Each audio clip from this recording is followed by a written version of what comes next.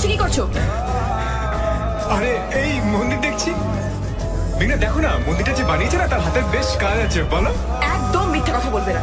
আমি এতক্ষণ দেখিনি না তুমি কি করছিলে? ওই মেয়েটাকে তখন থেকে দেখে যাচ্ছ। এই, এদিকে কি হচ্ছে? যাও ওদিকে।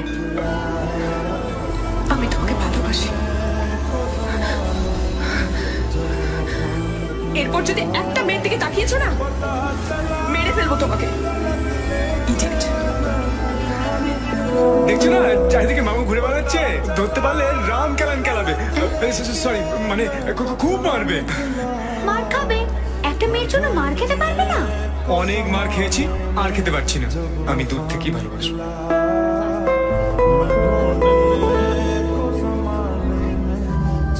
আমাকে নিয়ে পালাবে?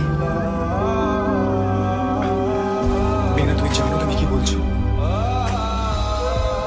জানি। আশীর্বাদ হয়ে গেছে, কিছুদিন পর বিয়ে, লোকজন জেনে গেছে, তাই তো?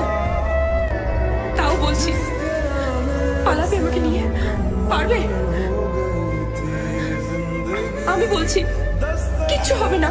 এরকম তো কতই হয়। কেন এরকম করছো আমার সঙ্গে? এক এক সময় মনে হয় তুমি খুব কাছে, আবার এক এক সময় মনে হয় তুমি খুব দূরে। তুমি আমাকে হাসাও, আবার কখনো কখনো কাঁদাও।